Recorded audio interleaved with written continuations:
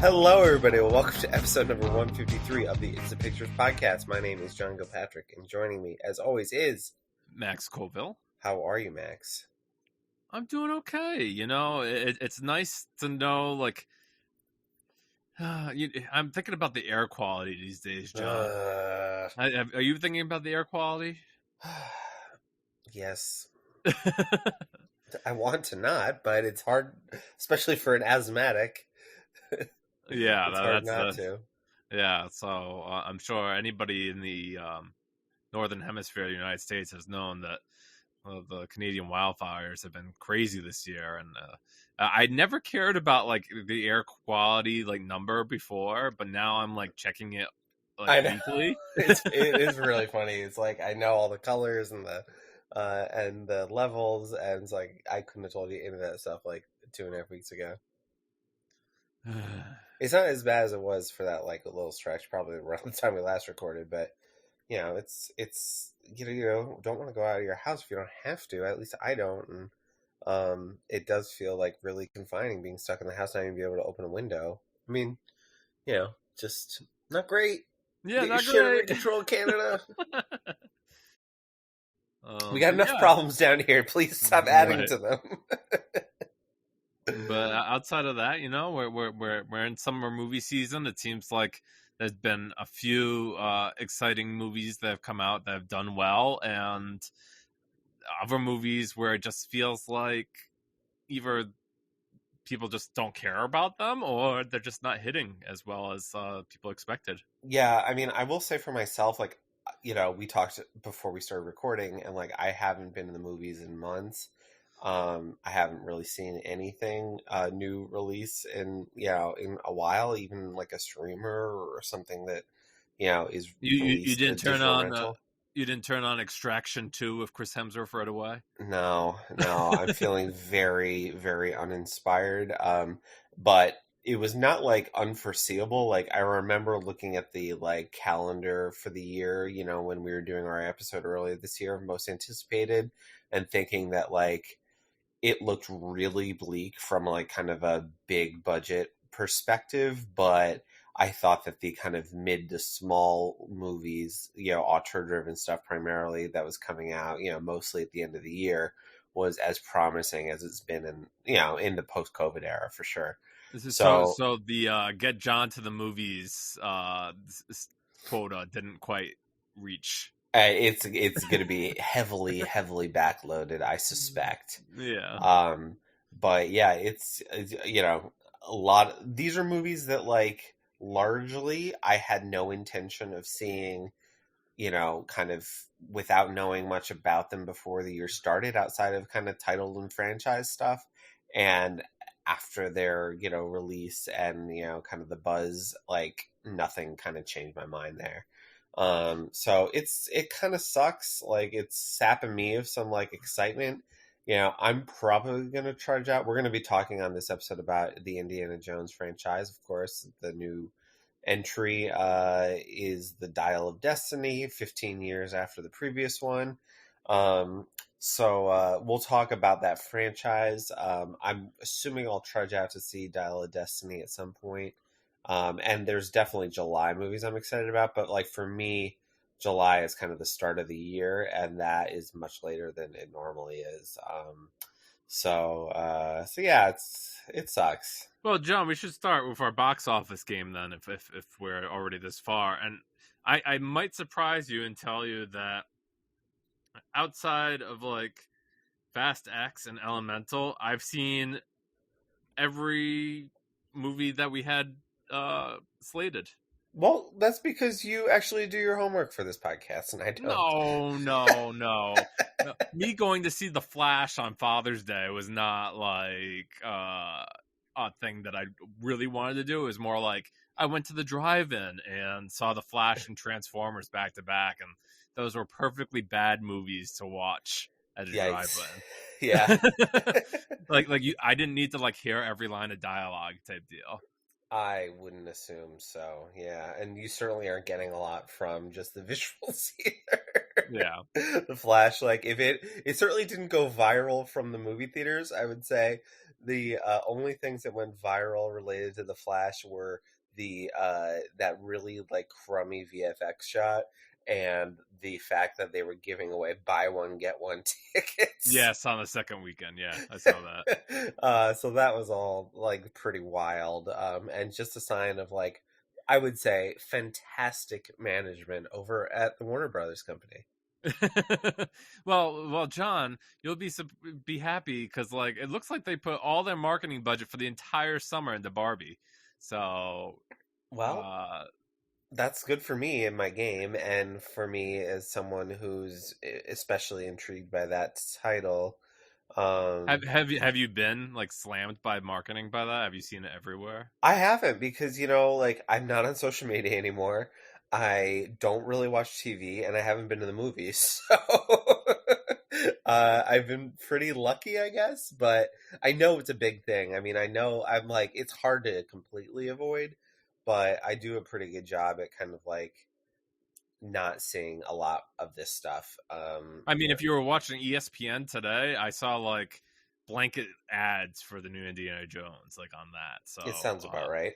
yeah, Disney owned. Well, They would do sure, that. yeah, But yeah. I mean, consider that. I just consider the audience, but yeah, no. I mean, we'll see how Barbie does. I'm excited. It's on my team, but I'm also, excited about that movie in a way that I haven't been excited about most. I would say the other two obviously are on your roster, which is Oppenheimer and Mission Impossible. so, So John, yeah. I have some things to add here. So, my wife has been very interested in my latest episodes of the podcast, and Okay. when I told her of my selections on our last episode, the Taylor Swift episode of the Okay. eras, she Yeah. was very disappointed in me. Why? Now, she just thought my choices were awful. Now, Okay. I haven't really pressed her to take her time to make her choices, but she thought that I could have put more effort into Okay. it. And Would you like to offer any furthermore, kind of corrections or? and I'll make sure to follow up with her and see if I get corrections on that one. Okay, fair enough. But for the box office game, we were just shooting around, right? And I was like, "Oh, Oppenheimer will do okay," and she's like, "Barbie will make 3 times as much as Oppenheimer." And I'm like, "All right, let's do like domestically and like through its run and see if it Okay. makes 3 times as much." Okay. And I tell you, John, I was I was pretty sure of myself when I made that friendly bet. But as time has gone on and we get closer to Barbie, I'm getting a little bit more nervous. Yeah, I think you probably should be nervous. Like, I think, Oppenheimer is going to do as well as you could possibly hope for out of what is it going to be, like almost 3 hour biopic about like a old man. But It's it's gonna have IMAX screens for 3 weeks. Yeah, but I don't know. Like, I still don't know. Like, I don't think people are going to see it because it's in IMAX. I am.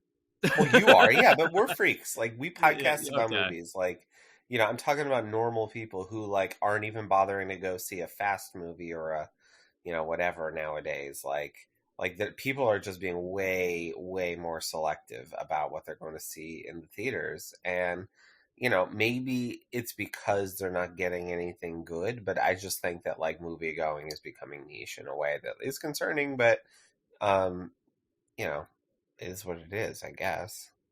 Yeah, I don't think we'll be out of business anytime soon. No, and Disney I'm not even isn't saying that instant pictures. Oppenheimer's going to do poorly. Like, I think it's going to do very well, um, but again, like it's going to do really well for the type of movie that it is. Um, Sure, John, but we're saying 3 times multiplier. So if Oppenheimer makes 100 million, then Barbie has to hit over 300 million. I think that Barbie is going to do better than 300 million Ooh, without much trouble. even though you picked it behind Fast X. Well, I thought Fast X was going to do better than it did. Yeah. So right now, four of the five of John's movies have Mhm. come out, and Spider-Man and Elemental are still making money every weekend. They're chugging along. They have long legs. Um, Whereas me, I have only had Little Mermaid and the Flash debut. I'd be more frightened about the Flash's number if Elemental did well, but they're, they're about running at the same speed. Maybe the family film will have better legs and eventually overtake it, but we'll see. Technically, I I, drafted Fast X and Barbie in like the same back-to-back picks, so I mean, the fact that one is 4 and one is 5 is kind of arbitrary. yeah, yeah, I'm giving myself kudos that I probably don't deserve, but whatever. okay. But yeah, this weekend I have Indiana Jones and then MI7 and then Oppenheimer. So the next few weeks, basically July, we'll see what happens. And John, you know what? I was joking with Shannon that we can't close our game between Oppenheimer and Barbie until Oscar season because Oh, Oppenheimer might be like a play for like awards and it might yeah, get like that extra like 30 to 40 million bump.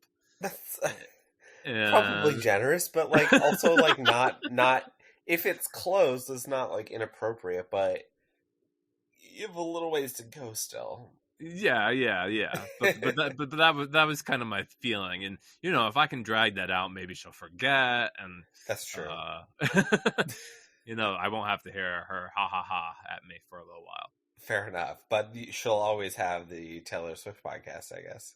Yes, she will. Fair enough. In other news, I guess there was like a lot of drama around the future slash the way TCM is being run. And this is just like, feels like another in a long line of really shitty uh, Warner Brothers Discovery moves. yeah, not even moves. I mean, just like stories about them. Like, it's just kind of been mess after mess after mess. And in this case, jump in here, but like there was talks that it was going to maybe fold or turn into something different, and there was some Hollywood royalty that needed to kind of step in and make sure that didn't happen. Yeah, so there was some of that. It was like announced that some of like the big have like big minds behind TCM were being laid off. You know, people who had been there for 25 plus years and are part of the curation program. And you know, if you take that away from TCM, it's just like some place that's playing random old movies as opposed to like something really thoughtful. I mean, turn into TCM on July 4th, and I bet you they'll have it programmed, especially for the holiday. I remember maybe finding Yankee Doodle Dandy that way because they normally program that around July 4th, and that movie has become uh, one of my annual watches now.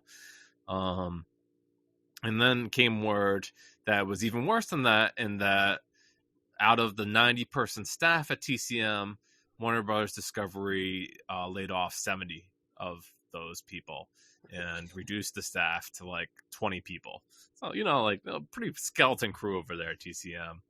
And there's like differing opinions on what happened next, whether or not it was Spielberg, Scorsese, and Paul Thomas Anderson who reached out to Warner Brothers Discovery, or Warner Brothers Discovery who sent a mail out specifically to those three directors, ensuring that they knew what was going on and pretty much don't panic. We're not gonna like kill TCM off, but like we're just gonna change some of it.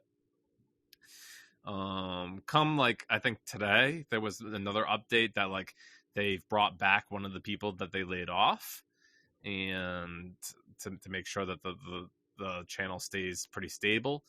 Spielberg, Scorsese, and PTA will be providing their expertise to programming at some points to TCM's channel, and it's just like these three guys, you know, the two of them are in the twilight of their lives, and Yeah. they want to direct and make movies. I mean, I'm sure classic movies and the preservation of movies is still very much in their minds. I know Scorsese is a champion of that, but to expect them to be like, oh yeah, let us run TCM in the background too, kind of seems short-sighted. Yeah, that's. I mean, really, more than anything else, it just sort of seems like a way to placate them and other big name directors who, I think, there's been a vocal contingent of people making movies who are, very, not inclined to want to work with Warner Brothers. I think Christopher Nolan is pretty high They up on that list. famously they released a statement that said that they want to try to win him back for his next movie. Yes, I'm sure that's going to go swimmingly. But yeah, like, ultimately, like, I don't know. It's just this doesn't seem like the sort of thing that like is going to outlast, another business cycle if things are going poorly over there. Yeah, Um, I think I read another thing that they were looking to sell off like half their assets, and it was like stuff that was underperforming. I saw that they Yeah, were selling, a large number of like the musical scores. yeah, that was the article. It was like Purple Rain and other Yeah, stuff. yeah, right. So yeah. I mean, I don't know, like, to fund what exactly? Like, it just seems like this is going nowhere and fast. Yeah, it says that some people are saying the company seems like in such a spiral right now that they're like, oh, we'll see if James Gunn ever makes his Superman movie that he just announced the cast for the Yeah, other day. sure. Or if anybody's gonna even go see it if it does get made. So yeah, that's the delightful state of the movie Yeah, industry today. we'll see what happens with TCM. I mean, like there was an outpouring of director support when Filmstruck was shut down, which was the combined thing of TCM and Criterion Channel, Right. and eventually there was such like an uproar and continuous, you know, things written about it that it was, I guess, ordained that Criterion would make their own channel. And I think like Criterion is owned by Janus Films, which is, I don't know if they're their own thing or if they're owned by some kind of giant conglomerate above Janus Films. But I'm certainly happy the Criterion channel is available, and why it's not quite Filmstruck because that combined TCM and Criterion together.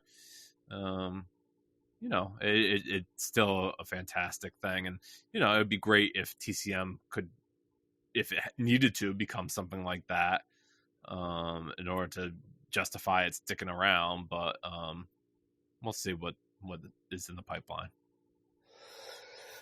Indeed. So, other than that, I guess you mentioned Criterion, and we are obviously big fans of the label.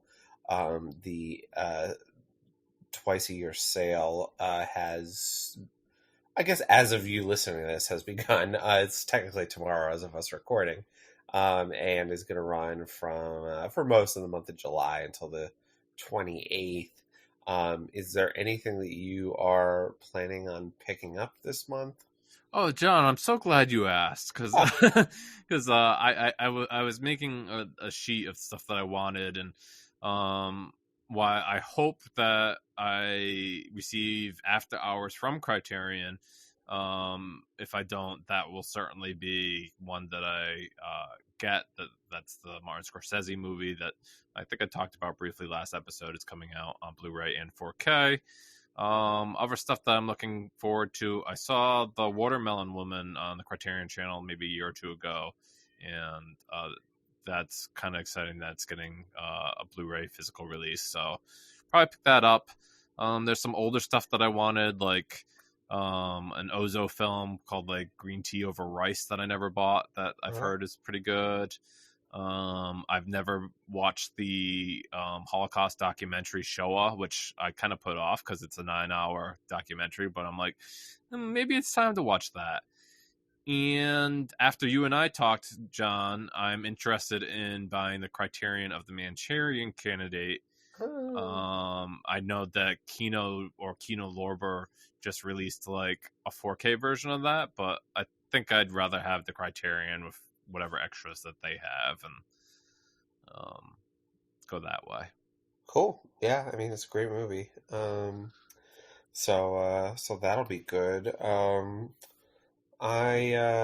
don't know. I mean, we've talked about this before. I don't remember if I said anything on the podcast. I was downsizing a little bit and kind of done with that, but I'm also being a little bit more selective about what I'm doing. I was interested in One False Move, which is coming out in July. It's the um, Carl Franklin movie that looks like something I'd enjoy. I've never seen it before, but I like most of his other stuff.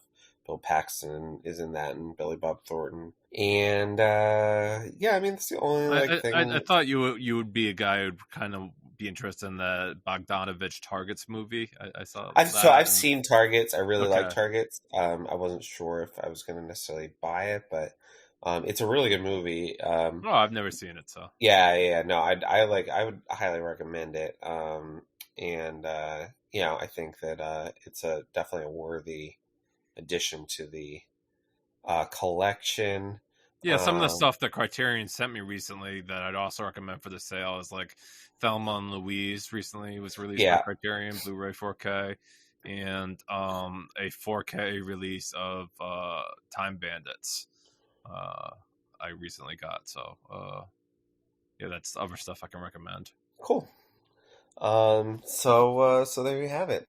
I guess we can jump over now to our main feature, which is the Indiana Jones quadrilogy, soon to be what, quintilogy? Is that a thing? Is that a word? Yeah, maybe we for the longest time, who could have imagined that this would be four films, no, never alone five.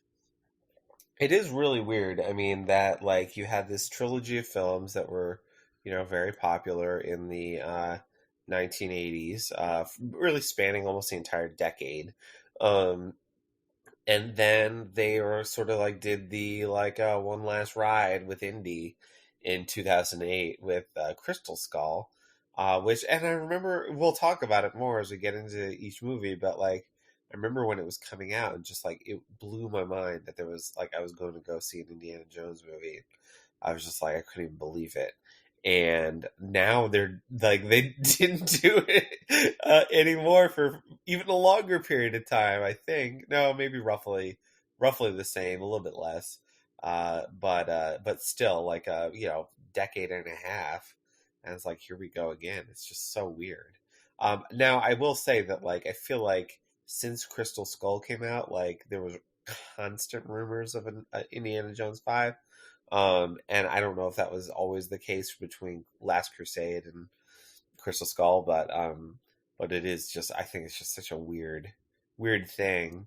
And even it's like extra weird because like you would imagine that after Top Gun Maverick, like yeah, a lot of older movies that we haven't seen in a long time are going to get trotted out for a sequel. But this was in production, you know, before that became, you know, one of the biggest movies ever. So it's just, yeah, it's just very, very strange to me. But yeah, I don't know. Like, what's sort of your overarching take on these movies? Well, yeah, Let's I preface guess this by saying that you just watched all four. I yes. haven't watched any of them recently. I've seen them all multiple times, including Crystal Skull, but these are very fresh for you. No, so it was funny. I think I had the same kind of reaction to you when I finally saw not finally, but when I saw Crystal Skull in theaters, I was pretty excited. Although it's funny, John, because like some part of me has always thought like some of these franchises that have like really classic first movies make it so that I don't need to watch the other ones. Yeah. So like let's take for instance Jaws. Well, There sure. from what I've heard, there's no reason for me to know that there's other Jaws movies that exist other than Jaws. And so I It never depends on. bothered watching that. I'll just say that, like, and I'm not super familiar with those movies. I just know that there's like an audience that like appreciates, I think, some of them, and I think that like you know, it depends on what you're looking for. If you're looking to like recreate the excellence of Jaws, then obviously you don't need to do that. If you enjoy like kind of a schlocky B movie, then like yeah, you should probably watch the shitty Jawses. Yeah, which is where I differ probably because like even like as someone who loves let's use another franchise and Halloween for the longest time, I only saw the first Halloween. Right.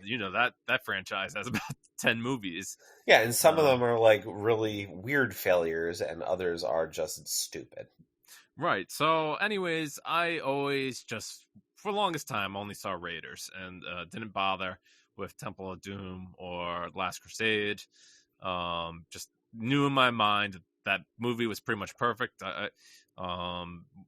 I not spoiling too much here by saying like I consider Raiders of the Lost Ark maybe in my handful top 25 favorite films. Maybe I think it's a perfect action film from beginning to end.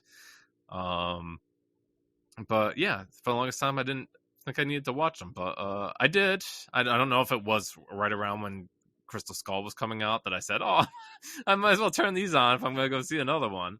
Yeah. That's what I ended up doing. John, what I wanted to look up too. I had remembered that Harrison Ford was in a uh, plane accident, Yeah. I guess in 2015, and it's just wild to think like, yeah, that could have been it very easily. And thank God he survived, and we got to continue to see him act not only in other Star Wars capacities, but also he's having a pretty interesting TV run, from what I hear, with Yellowstone prequels and an My Apple mom TV loves that shit. show. So he's having a career renaissance, I guess, even in his late era. But yeah, Dial Destiny. I'm pretty excited to see it. And John, this time, which I don't think this is how we'll talk about them, but I decided to do my rewatch with starting at Temple of Doom. Oh, so this is 'Cause- like chronological, basically, within the context of the movies. No, Isn't no, it I though? But is no, that because just three is a sequel to one, right? So and you would go I went. two, one, No, three, I didn't four. do that. No, I went. Oh, okay. I did 2, 3, 4, 1. Oh, okay. So you were thinking, I guess, that like I need to Save the see best for these last. movies I'm less familiar with, and if I have time, I'll squeeze in the first. Yes, because Fair enough. I was I'm very familiar with Raiders, Yeah. scene for scene. So I was like, let me watch the ones that are less than, and then like if I have time, I'll get to Raiders and save the best for last. Okay. But if you want to begin with Raiders in our conversation, that's fine. I think we might as well. Okay, so Raiders of the Lost Ark. This movie like marked a collaboration between longtime friends George Lucas and Steven Spielberg. After the They Star Wars both like, movies. yeah, like the hottest, names in movie making. Yeah, it's kind of incredible to fathom that, right? You just What's the equivalent today? I have no idea. Like two major guys teaming up. I don't know. I don't. It's like hard to even imagine because it's like, the movies just like aren't what they were before. I feel like almost it's more TV, and it'd be Yeah, like if like Jesse Armstrong and I don't know Vince Gilligan or something like yeah. Breaking combined Bad and efforts to do a Succession TV show together. guys. Yeah, But yeah, yeah. Because it's hard. I mean, outside of who we've already mentioned, Christopher Nolan, there's not a lot of directors that like carry a name with them into a movie as much as these classic guys, like whether around the same age, right? Like Francis Ford Coppola and Steven Spielberg and George Lucas and I feel like maybe like the best you could do movie wise is probably like Nolan, Tarantino, or something like that. yeah, maybe. I Like, mean, but to also like to have like a wide audience for the like. I feel like yes, those are like two directors who like people know who they are. Like regular people know who they are right. Or and go their see the name, movies because of them. right. Their names on the picture is enough. That's a reason to go see something. Yeah. Yeah. And that was definitely the case here of Indiana Jones. It's hard. I guess it's hard to imagine for John and I. We weren't yet alive when Raiders came out. Just like what the buzz was around that, and like Harrison Ford himself, he really took off when he was Han Solo, and I remember seeing George Lucas's uh, American Graffiti and seeing Harrison Ford in that movie, and he had such a small part, but it's fun to see him, and certainly what he became, and arguably people will tell you that Han Solo and Indiana Jones as Harrison Ford characters are like 1 and 1, not 1 and 2, right? Like he's just as Hmm. well known as for being Indiana Jones as he is as being Han Solo. Yeah, which is just wild. Yeah. Well, most people only get one of those, but Yeah. um, he gets both. But yeah, And Raiders. like also has other stuff. Like, it's like to have two roles like that is like practically unheard of. But then like he also started Blade Runner and all this other Right. shit. Yes. It's just crazy. Yes. Um, but yeah, Raiders of the Lost Ark. It begins with that great intro where he's trying to steal this idol, and Yeah. it's just that sequence alone has been um blazed in the memories of every moviegoer ever. I mean, like, I guess Universal has a ride that just based on Yeah. that opening sequence. It's one of the most iconic like just scenes in movies. Yeah, and funny, like Alfred Molina, who would, Hmm. great actor. But from a lot of people listening, they probably know him as Doctor Octopus in the Spider-Man movies. Yep. But yeah, it's fun seeing him in there, even briefly, and And he gets like really just flayed. yeah, and but after Indiana Jones' nemesis shows up, Balak, Yeah. he steals the idol, and Jones manages to escape and go back to his job as a professor at a university.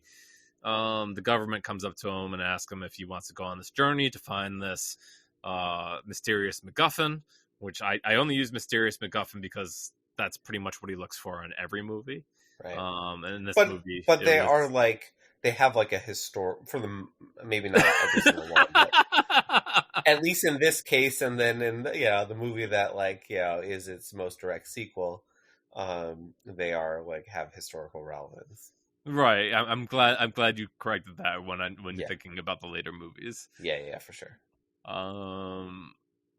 Yeah, and then he decides that he needs to contact someone he knew in his past in order to help the government find the Ark, and obviously he wants the Ark because he believes it belongs in a museum, which is his life goal as looking for these artifacts to put them on display in museums so everybody can enjoy them.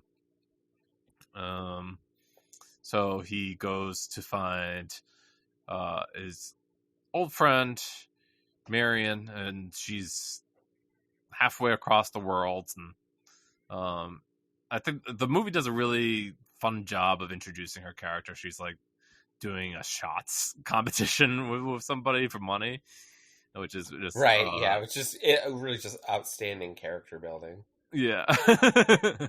um, love that. And Indiana Jones meets up with her, and they discover they had something in the past, but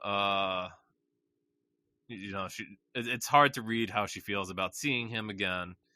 But we discover there's also another party that's interested in finding the Ark, and that is the Nazis. And certainly I could go into this movie scene by scene, but we'd be here for 3 hours. So is there specific moments that really call out to you, John, when you think about this movie? I mean, it's hard for me not to jump right to the opening, which we talked about in some detail already. The extended sequence where we meet Marion is the next probably highlight. And then the conclusion, which is just, this just totally, again, iconic piece of film imagery, where we're, melting faces and whatnot.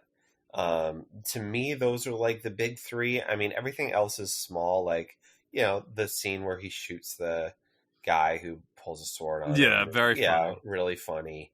And there's lots of other like little things here. We are introduced to his fear of snakes, and just a myriad of other memorable moments and characters. I love John Rhys Davies in this movie. He's very fun, and as a Sala, and in particular, there's other fun characters as well. But yeah, it's just a lot of stuff that it just lands so hard, the first time you see it and sticks in your memory. And maybe there's something that you kind of forgot because there's so many other, iconic things that we talked about. But it's when you go to revisit, you're like, I can't believe I forgot how good this moment is. You know what I mean? So it's just one of those movies that's just so, it's not like a especially deep movie, but it feels layered with stuff that just is perfectly executed, to the point that like there's stuff that's perfectly executed in here that you forget about because there's so much of it. Yeah, and for me, it's like it was funny when I was looking for like summer movies to put on like my outside projector to like when you think of like just like watching movies on the big screen to enjoy, I just reach for Steven Spielberg movies. He has a way of making these just like really exciting blockbusters that entertain from beginning to end. And I think that the first Raiders of the Lost Ark movie, not to call it Indiana Jones and Raiders of the Lost Ark, because I've read that that's incorrect, because Indiana Jones is one of the Raiders. Yeah, um, yeah, that's uh, that's an interesting point. there's no moment wasted in this one, and there was other moments that I really like, John, where like when he first like finds like the map room and he's waiting for the light to shine through and like solve that puzzle. I thought that was really cool. Of course, the big um action sequence at the end where they're all driving the cars in a line and he's going from car to car and going all over the place. And it's funny, I noticed something too. You mentioned the big finale, but it's funny that the car sequence is really the last big action set piece before the end of the movie, and it takes place maybe 20 minutes before the end, which is like, pretty much unheard of now. Like most of the times you watch an action movie, you get the big like action sequence right at the end, and like it's just like bye right afterwards. And yeah, it just, it knew its pacing and knew what to do. It was a dream team ensemble, and yeah, I don't they haven't been able to match it since. No, no, but we can talk about the attempts to try. So the next up was Temple of Doom, which came out in 1984, I think. Yeah, so 3 years later. This ends up being a prequel, which we can talk about. And it takes place in India. And I will say that this was the first Indiana Jones movie that I saw. Oh. I saw this when I was a kid, probably too young. It is a movie that was rated PG, but is often cited as one of a handful of, from this period of time that inspired the PG-13 rating. At least in part because there is a moment where a character sort of by magic removes the main character's heart from his chest and holds it beating in his hand, which is crazy. But yeah, like this is he starts the movie in because you watched this more recently than me, but I'm gonna do my best.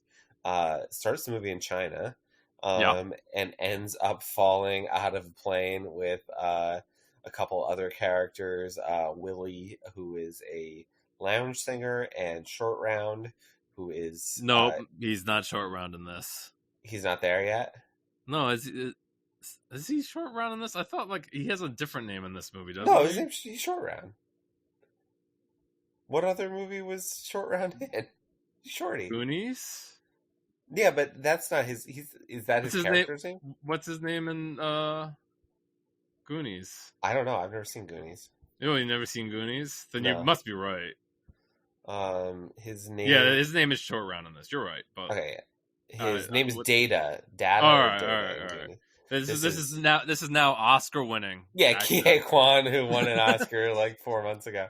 Yeah. Um, but anyway, so they're in India and they are kind of in this rural village, and they find out from the villagers that they have a sacred rock which was stolen from them, and that many of the children have also gone missing after losing this sacred rock.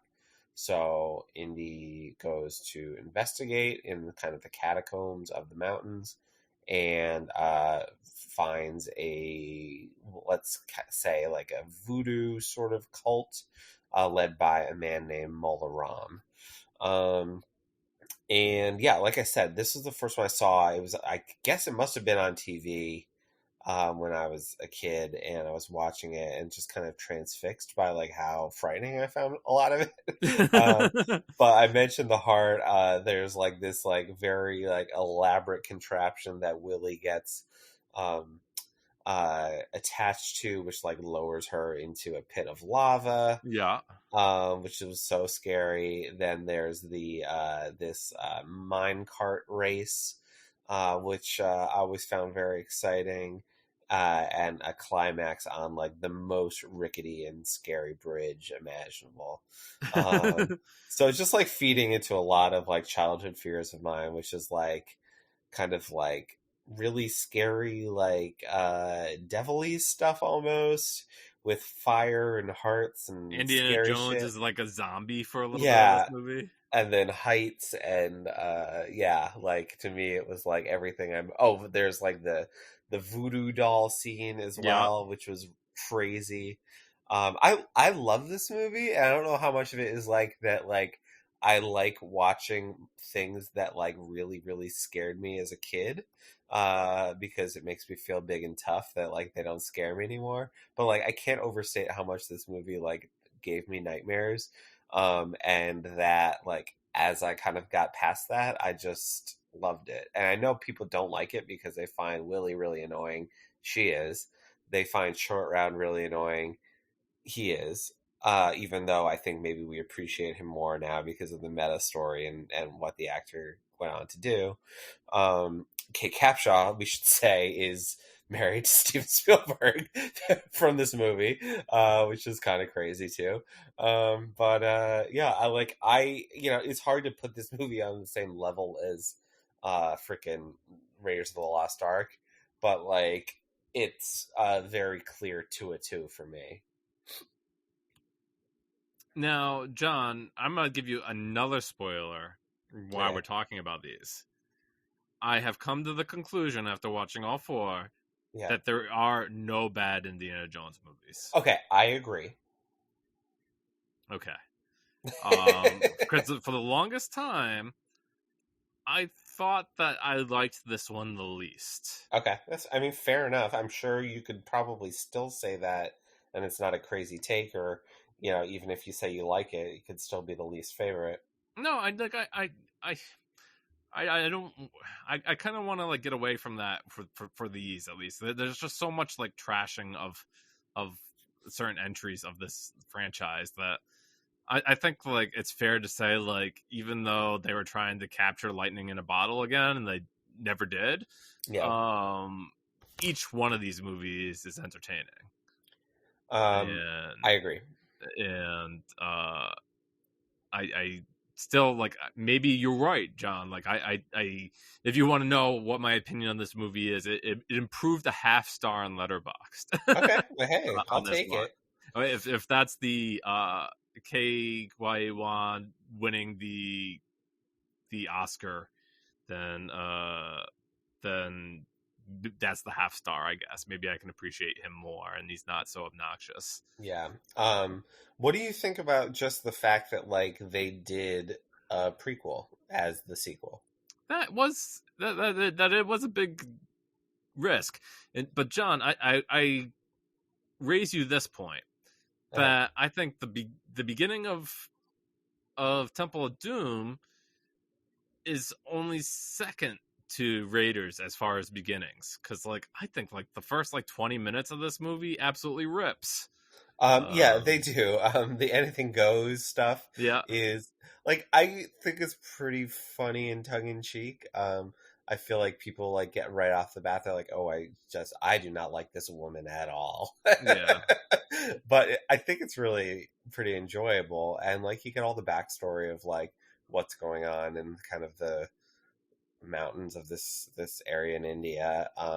And then you're right into it, like traps and caves and so on and so forth. Like it's all pretty good stuff. And anybody who wants to like say like later movies don't like abide like aren't abide by like physical reality rules, just look at Temple of Doom and how they like get out of a crashing airplane by using like a float.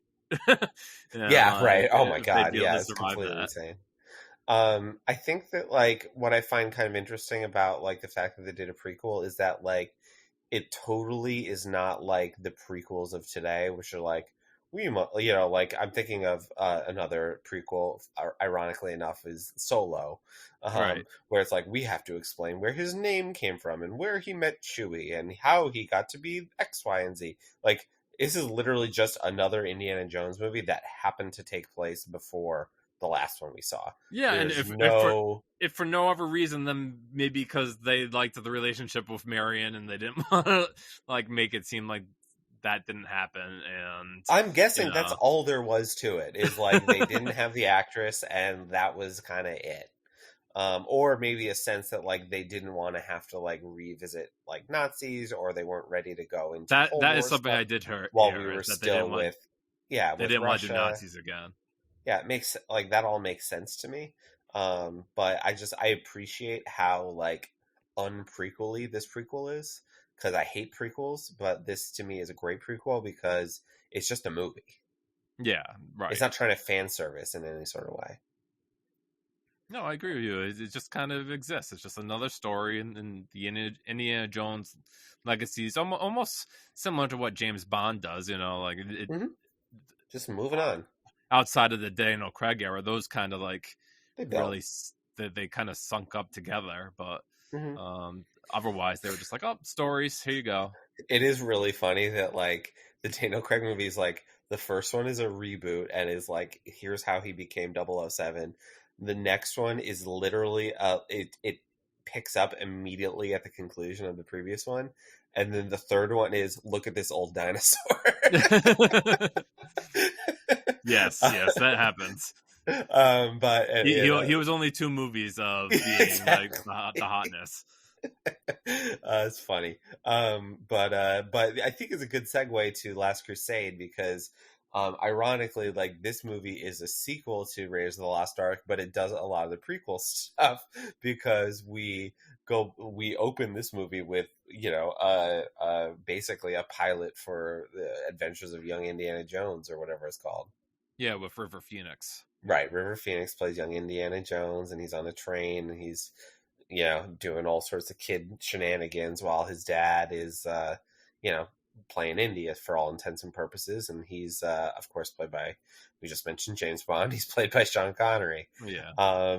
And a lot of this movie is now, after Raiders of the Lost Ark, we're getting into like, here's his dad, and here's how, what the person that most shaped him into how he became Indiana, Right. And literally.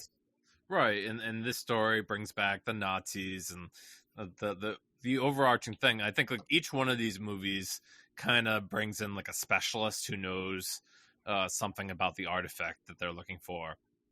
And in this case, it's Indiana Jones' father who has spent his entire life looking for the Cup of Christ, the Holy Right. Grail. Yeah. And he when we first see um, Sean Connery's character, he's so obsessed with his own endeavors that he doesn't have much time for his son, and certainly that is explained a little bit more later when they're on this big hot air balloon type thing. I forget what they call those. Oh, A like was the Zeppelin? Yeah, Hindenburg, yeah, what Zeppelin. blimp? Yeah, Yeah, Zeppelin. So we get like characters who, we last saw 8 years earlier. Louis Sala is back. We see uh, Marcus Brody, who is played by Denholm Elliott. And then there's a few new characters. Allison Doody plays Elsa, who is kind of a, uh, I guess you could say like a femme fatale, and has a relationship with both Joneses. Yeah, that is one of the odder things in this movie. Yeah, it is a little strange, but it's also kind of fun and weird, and I appreciate the, willingness to introduce a little kink into the Yes. franchise. So yeah, so that's cool. And then, it is really, I think, again, neither of us was around for like the reception at the time, but this movie just, to me, screams of a general rejection of Temple of Doom and a desire to just recapture Raiders of the Lost Ark, because you're reintroducing characters, you're back with Nazis, you've got another famous kind of religious artifact, and so many beats that just recall it. Exactly. I mean, the conclusion of this movie to me is kind of like, one of the most memorable scenes in it. And it is kind of bringing you back to the face melting of the Ark of the Covenant. You don't like the Indiana Jones on a horse fights a tank? Yeah, it's fine. To me, this is my third favorite in the franchise. I think it's a step down from the first two. I think it's better than Crystal Skull, which we'll talk about. But it just doesn't have like, I love what I love about the first two movies is just like how indelible like the various action beats are, and like I just don't get that with Last Crusade. Like I like it when I watch it, I enjoy it, but I'm not like, if you try to like ask me like what are the five most memorable Indiana Jones franchise scenes, like I'm not sure I'm getting any Last Crusade scenes in there. Hmm. Yeah, I don't know. When I watch these, I always think like Last Crusade is my number two, and maybe that is because that it feels the most like Raiders. Mm-hmm. Maybe I like that retreat, and I like a lot of the interactions between Ford and Connery. Its Uh, storytelling is more purposeful than that of Temple of Doom, but I just like, I find Temple of Doom like rough around the edges in a way that I enjoy, and this one feels like polished, but not, but obviously inferior to Raiders of the Lost Ark. So it's like, if I want a movie like this, I'll just watch Raiders of the Lost Ark. But Temple of Doom is unique. yeah, no, I'd buy that. Um, I really enjoy Last Crusade. I think I like the ending temple sequence. Reminds me a lot of the first Yeah, sequence in Raiders, right? Like he's like, oh, let me follow through and solve these puzzles and try to find the ultimate thing at the end. it's fun though. Yeah, it's good. Yeah, it's fun. It's good. That's your ultimate praise on the No, Last well, Crusade. I think it's very good. Like it's a good extended sequence. I enjoy it a lot. I didn't mean to sound pejorative there. I just think that like I'm probably sounding more down in this movie than I actually am. But I feel like I think what a lot of people would say is like obviously the second best movie, or at the least like kind of neck and neck with Temple of Doom. To me, it's like a more clear favoritism toward Temple. Right, and for most people, they have this in mind, and we'll see what happens with the ultimately the fifth one coming out. Whereas the original trilogy is untouchable, and um, the other movies don't exist in their mind. And Yeah. whatever the critics said about Temple of Doom or Last Crusade at the time doesn't matter because they're in this trilogy range and they're untouchable. So Hmm. similar to like how Return of the Jedi gets a pass usually Yeah. in the Star Wars trilogy. Yep. Um, uh, but no, I always like when I watch these and like think of them as a trilogy. I'm probably 1, 3, 2. If you're asking me to rank movies, Hmm. but like again, I think they're all entertaining, and it would be a lot of years and maybe past Harrison Ford's prime. in order to do another one of these Indiana Jones movies in 2008. Yeah. So that brings us to the famous Crystal Skull. What do you remember when you found out it was going to be called Kingdom of the Crystal Skull? No, I don't remember where I was as much Because as I do remember where I was. like They I thought it was like important when I found out what Dial of Destiny was called, but not as much Crystal they Skull. and I'm like 98% sure that they announced the title and maybe debuted the trailer at like the MTV Video Music Awards, Okay. which was kind of crazy. And they had Shia there, and I can't imagine Harrison Ford was there. But you know, they were making Shia. Shia. This was the Shia movie. This was going to be the passing of the torch, and then we get a new, I guess, Mutt Williams franchise. That was the press leading up to it. That was the promise. So where's that movie? I want to see that movie. Come No, on. no one wants to see that movie. Nobody wants to see that movie. But yeah, this is a big deal. As much as 2000. like if you want to start with Shia, like I think Shia is a very talented actor, but he's a shit person.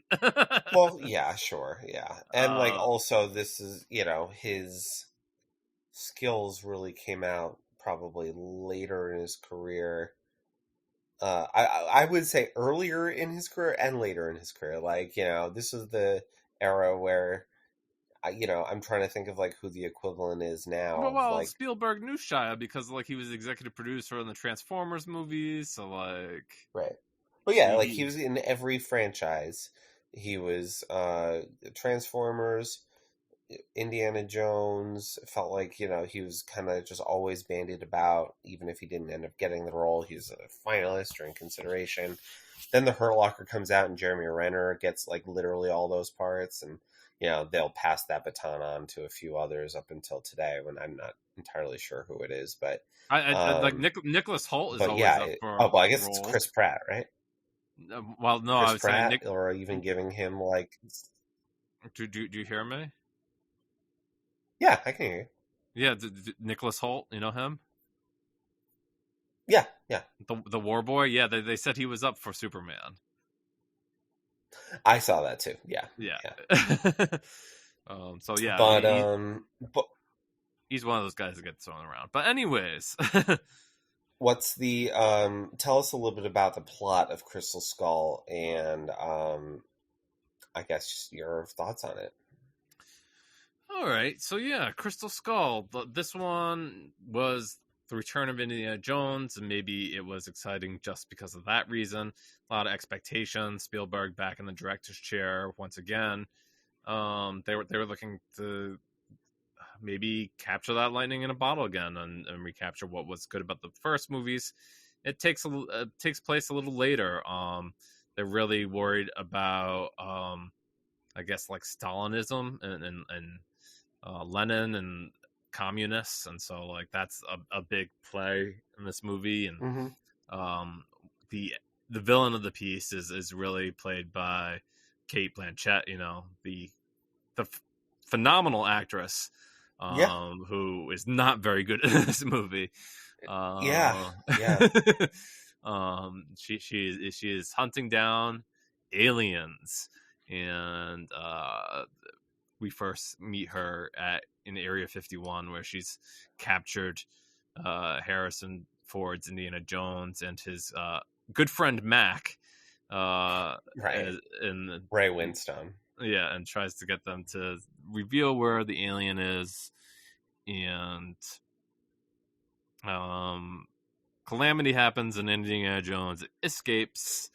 They do a nice little in joke where there's a broken crate in Area 51, and you can see the Ark of the Covenant, and you're like, Mm-hmm, oh mm-hmm. look, yeah.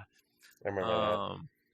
But that quickly diverges to one of maybe 4 or 5 scenes that people point to when they say they don't like this movie, and it's This is like the one though. this is like Harrison Ford finds like a bomb test site, I guess, and it's like this like set up like a classic 1920s, I guess, like suburban neighborhood, and he all of a sudden he hears that they're going to do a test, and he goes crazy trying to find a way out, and he finds a lead refrigerator to survive an atomic bomb Right. in. And he doesn't have that much radiation poisoning. He's fine. That's good. That's good. Yeah. Lead, who would have thought? I don't know if the science on that holds up, but it's just I think the thing that like kind of like tweaks people is that like it's such like a if I remember correctly, and maybe I'm wrong because again you saw this movie very recently. It's been a little while for me. Like it's like just like kind of a non sequitur, right? Yeah, you don't really need it. Like Yeah. after that sequence, he talks to the government, and they're kind of like, "Oh, are you a communist? Because the guy you were with is a communist, and you Right. gotta kind of prove that you're not." And I guess like the government really lays hard into him, and they make it so that he has to resign in his college position. I guess like his superior there, played by Jim Broadbent, who's only in the movie for like a minute, Yeah. is like, "Oh, I didn't really just turn you in; I had to resign too." Mm-hmm. And then like Harrison Ford's about to leave and go teach like in another country, and lo and behold, he is stopped by this young kid named Mutt, who But says Jesus Christ. who says like who says like, "You have to help me find this guy Oxley, who was a like colleague of yours," and the Russians have him. Yeah, And which like all it's always an old friend who knows something that he gets captured by the bad guys that kind of sends him on these adventures. Now, Oxley is played by John Hurt, who's wonderful. yeah, and he goes and finds him, and well, he doesn't go find Oxley first. First, he follows these clues with Mutt and discovers this hidden treasure, which is something that looks like a skull, Yeah, and they're not quite sure if it's like an old uh, crafting thing or what have you. But when they finally get caught and return to the Russians and Kate Blanchett's character, she explains that she believes that it's an alien, and that when you look into its eyes, it will kind of like mess with your brain. And so it becomes this big journey to kind of return the skull to its original resting place. But at that camp, we discovered that Indiana Jones' old flame Marion is there, and she also lets loose that Mutt is Indiana Jones' son that she never told him about. Ta-da! ta-da! I love And how like he keeps talking about his mother as Mary. yes, That's very fun. and Uh, there's so like reminiscent of Last Crusade, where Sean Connery would call his son Junior and kind of pick on him that way. Indiana Jones kind of returns the favor to his now son and says, "Oh, Junior," and tells him what to do now that he's his son. And the movie goes on. There's this another scene where they're fighting on cars, and I guess like Mutt Williams knows fencing and is able to fence the Russian lady on top of cars. And there's another, giant ants. yeah, I like that. That's kind of cool. I always thought that was like it's like okay, a little bit of a stretch. I mean, obviously it's a humongous stretch that there's giant like human eating ants like that, but that like we've taken the snake thing to an absurd length at this point. And that it was like it's a little too cute. No, I don't know. I like the ants. That was cool. Well, the scene that people have problems with is when Mutt Williams is like swinging on the vines at the monkeys. Oh, Jesus. Yeah. No, it's brutal. I would say the fridge, that, and then the ending, which is insanity. Well, you think it's insanity? Yeah, I do. I mean, they place the skull back, and then that's pretty much the end. The building kind of explodes, and a UFO is seen and takes off, and Yeah. nobody knows what the hell just happened. And Yeah, it's crazy. uh, but then Marion and Indiana get married. Well, that's good. Yeah, that's And good. then there's And a hat moment there, right? yes, that's the hat moment that kind of crushed the Shia rumors. They're like, oh, everything leading up to this movie was like Shia's gonna be the next Indiana Jones, and then Harrison Ford's like, nope, taking my hat Yeah. back. We'll see you in 15 years. Yeah. um but yeah, no, I mean, like, I've laughed at this movie, and I think it's worth laughing at, but it's I've like, seen some articles recently, like even like in the last day, where people were like, "Oh, I tried watching it again, and like I just can't." And oh, I'm really? like, Because I've heard from a lot of people who watch it, and they're like, it's actually not that bad. And I'm like, yeah, it's really not. It's fine. It's silly. It's way sillier than any of the others, including Temple of Doom. I mean, it's Um, still a Steven Spielberg movie. yeah, it's well made. It's got some memorable moments. It's just, like, there's just choices that, like, you kind of wish you could redo. I like the sequence at the beginning with Shia and Ford on Shia's motorcycle. That's pretty cool. Yeah, And I think it's well and executed. It's and like just like, you they just had, wish it wasn't like a and try then hard Shia LaBeouf. yeah, they try to like set like Mutt Williams up as like this greaser against the jocks. And like there's this like, Yeah, yeah, it's very 50s in that yeah, respect. yeah, pretty funny. But yeah, I mean, this to me is, when it came out, I was pretty bummed. I'm not gonna lie, but like, I did, and I didn't watch it for a long time, but I revisited it, sometime during COVID, I want to say, and I was just like, yeah, this is fine. It's silly, but it's pretty fun.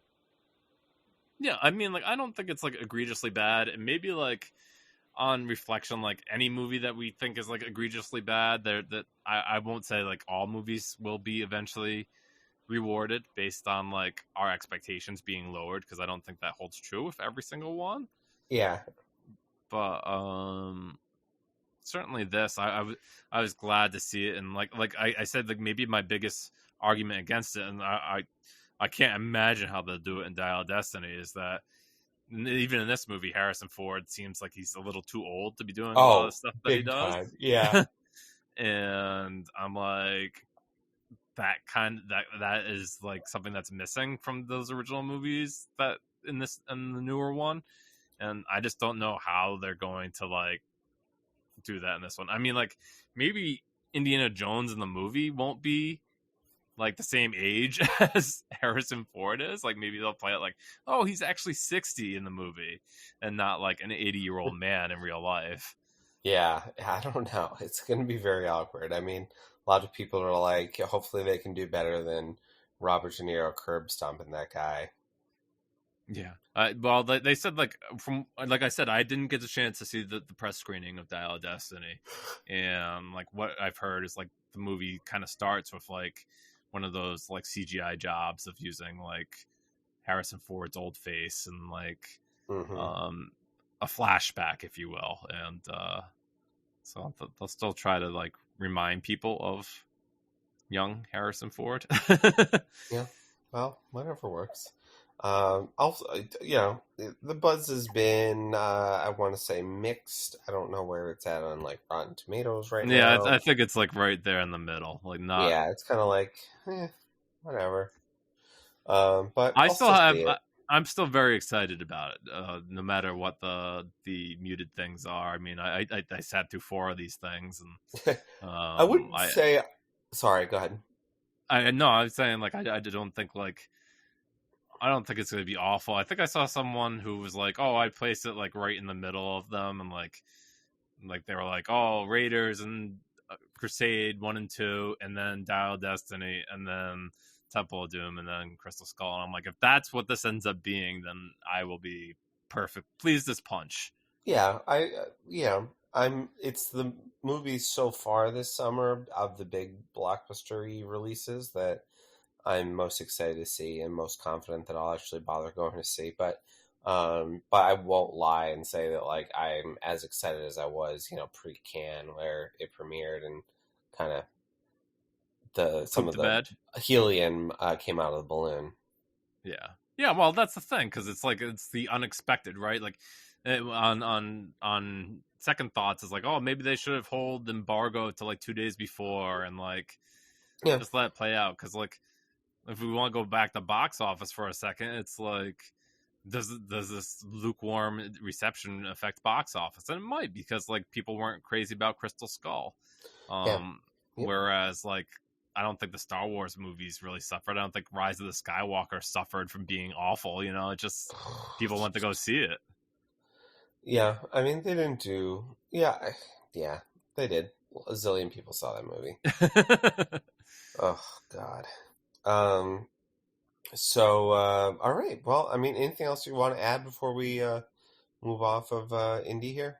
No, but I think John and I both to wrap it up, we both agreed that there is not a bad Indiana Jones movie thus Yeah. far, and that they are all um, reasonably entertaining and exciting. Am I correct that you would go 1, 3, 2, 4? I think so now. I think the longest time I thought I liked four more than two, Yeah. but if I'm being honest, because like it seems like such a edgy thing to be like, oh yeah, I like the new one that everyone hates more than Temple of Doom, but like I don't know. I think Temple of Doom maybe won me over a little bit more. That there's maybe more parts in it that I like if we're taking like the sum Yeah. of it all. Yeah. No, totally. I hear you. Makes um, sense. Yeah. Give me the chronological order of their release here. In terms of my preferences, but but yeah, hopefully five is four. not Yeah. five. Hopefully it's not the worst. Hopefully Yeah. it's not the worst. We'll see. Looking forward to finding out. But before we do what we've been watching, we will let you know how you can follow us. The podcast is on Twitter at It's a Pick Pod, and Max, you're at. MH Colville. You can send us an email. John, Yeah. I'm also on Blue Sky at MH Wow. Colville Okay. if people get there. Go check it out. The You can email us at itsapictures@gmail.com with your Indiana Jones movie rankings or your I don't know, box office predictions. If you have any other wild takes on those, you can let us know. Um, and you can subscribe to the podcast on Apple Podcasts or any other podcatching app. While you're there, please leave us a review. 5 stars will help other people discover and enjoy the show. We are on Letterboxd at It's the Pictures, where you can see what we've been watching and some cool lists. And finally, there's the newsletter at Substack. Sorry, itsapictures.substack.com. What have you been writing about of late, Max? I think the most recent article I did was about the trouble at TCM and also Okay. Yep. Marvel's secret invasion using AI for its opening Ah, title sequence. yep. Uh, That happened. and I was like, that's during the strike. I was like, that's not great luck. That really Um, is just shitty. so yeah, I wrote about those two things. I'm trying to think what else. I definitely have some more stuff coming out. I'm thinking about maybe talking more about these Indiana Jones movies. I have a what I've been watching throughout June coming out with more thoughts on The Flash and Transformers: Rise of the Beasts. And yeah, rolling along over there. Oh, John, I did a list of some of my favorite Pixar movies because Ah, Elemental came out, so all right. some people got that one. Very cool. So I haven't really seen anything, as I sort of mentioned, alluded to, but you have seen Asteroid City, which is the new Wes Anderson movie. So why don't you talk a little bit about that? Yeah, I will, John, and then I'm gonna circle back to you. So wait. Okay. So yeah, I saw Asteroid City. It premiered at the Cannes Film Festival. This is the latest movie from Wes Anderson, following The French Dispatch, and it's kind of hard to explain what this movie actually is. Um, it's when it opens up, it looks like a live studio recording of like a play that of a play. It's like almost Inception of like how far deep it goes. But we're introduced to the action on the screen by a narrator played by Bryan Cranston, and he kind of sets up the story of this um, struggling, well, maybe not struggling, but this playwright who is making this play called Asteroid City. And so I guess in a way you have the audience level, then you have Bryan Cranston doing a TV show, then you have the writer, and then you have the actual action in Asteroid City. And I think some of it is in black and white and some of it is in color. Regardless, once it gets to Asteroid City, you have Jason Schwartzman as one of the leads. He plays almost like a National Geographic photographer who has recently lost his wife to illness. He has 4 children, and he hasn't told them yet when the movie begins, and like they make a big point about him telling it and telling them. And he tells them at this like fair where his son has entered a contest, and I guess the winner receives like a grant. And while he's there, they come across I guess a movie star is her role, and she's played by Scarlett Johansson, and she has her own malaise about life and what have you going on. And really, I think what the movie ultimately is kind of like this idea of everything about the unknown, because one of the main subplots of Asteroid City is that this small town where they are in is visited by an alien, and the town kind of shuts down, and they don't know what's going to happen. And so not only the anxiety of the unknown of that, but also the unknown of the afterlife and grief that happened from Schwartzman's character losing his wife and finding when to begin again. The movie is filled with plenty of guest stars, like is typical of a Wes Anderson movie, with actors such as Tom Hanks and Maya Hawke. You have an endless Edward Norton. He has a pretty big role in this. Margot Robbie has a role. So typical of a Wes Anderson movie. There's a lot of people who came out and made an appearance in this one. This movie is kind of mixed reception. I think there's some people who really love it, and some people are kind of like meh. I'm kind of almost in the middle, maybe lower. At first, I thought like it was really intriguing what the movie was doing, but then I realized like maybe the movie doesn't have much of a plot, and that kind of hurts it for me. I've seen some opinions on the movie go to like, oh, this is like Wes Anderson's best movie, and some people saying like, oh, they cried over certain sequences, and it didn't hit that way for me. I definitely think it's his best movie in a little while, as someone who didn't really care for Isle of Dogs or French Dispatch. Mm-hmm. So I know that's kind of a lukewarm recommendation coming from me, mm-hmm. But yeah, I don't know. It's breezy. It isn't very long. You have a lot of great actors showing up, and you might like it. Asteroid City, you might like it. Probably safe to say, if like his previous movies aren't your thing, that this one's not going to work, and that, if you're a fan, you'll find maybe at least a little something to enjoy, right? Yeah, that's definitely fair to say. Yeah, this is the impression I've some people I've seen said like Wes Anderson has been listening, and like he made this like the most Wes Anderson movie he could make it, and like I've seen those comments out there. Yeah, interesting. Okay. So John, cool. I was gonna circle back with you. So not only did I watch Asteroid City, I didn't mention this because I thought you'd have something that you watched, but I watched Merry Christmas, Mr. Lawrence for the first time over the last 2 days. Okay. I don't know if you've seen that. I have not. That is the Ryuichi Sadamoya. Excuse me for mispronouncing his last name. I'm not sure, but he's a composer that recently passed away, and he composed the music for this. It's a pretty famous score, and he also appears in the movie. And I guess like he plays opposite David Bowie. It's a pretty entertaining movie. I watched it. I guess I bought it for like a Criterion Blu-ray a while ago when David Bowie passed, and I was just like, oh, I want to see all his movies. But it's mostly the story of like a POW camp in Japan, and like they have like British prisoners of war, and how they're treating them, and just trying to get by.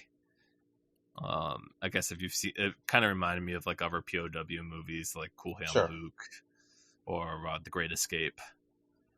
Right. But I liked it. Let's see. One other thing. Since we're running long, I'm gonna say, John, I thought for sure that you'd be watching Park Chan-wook films to the Blank Check podcast. Yeah, fair point. I haven't been, even though if you recall, I did support him in the final, which was a 1-vote margin. I just, I have not had time.